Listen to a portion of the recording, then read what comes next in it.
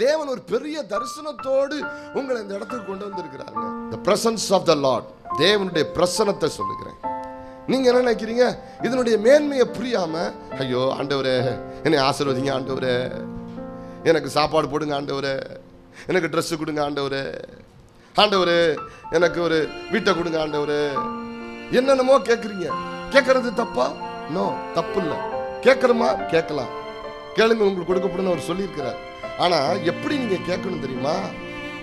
இவ்வளவு பெரிய திட்டத்துக்குள்ள என்னை கொண்டு வந்து வைத்தவரு எனக்கு சாப்பாடு போடாம விட்டுருவாரா? ட்ரெஸ் கொடுக்காம விட்டுருவாரா? எனக்குன்னு ஒரு ஷெல்டர் கொடுக்காம விட்டுருவாரா?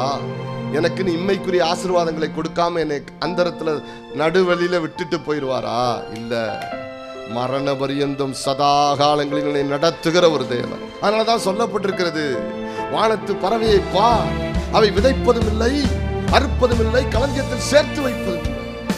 இதோ வீதியின் வயல்வெளி ஓரத்தில் வளர்ந்து திரிகிற புல்வெளிகளை பா, அவைகளைப் போல சாலமோன் முதலாய் உடுத்தினதில்லை.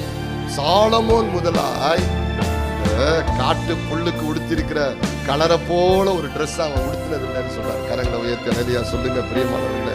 கர்த்தர் உங்களுக்காக எனக்காக வைத்திருக்கிறவைகளை உங்கள் கண்கள் காணவில்லை, உங்கள் காதுகள் கேட்கவில்லை, உங்கள் இருதயத்திற்கு அது உணரவில்லை, அது ஆவியினால் வெளிப்படுத்தப்படுகிறது. ஆமென், அல்லேலூயா. எவ்வளவு பெரிய திட்டத்தோடு உங்களை ரட்சித்து உங்களை இழுத்து சொல்லிட்டு சொல்றாரு, நீ என்னால் தள்ளப்படுவதில்லைப்பா, உன்னை நான் சேர்த்து கொண்டிருக்கிறேன், உன்னை இழுத்து கொண்டிருக்கிறேன். ஆமென்.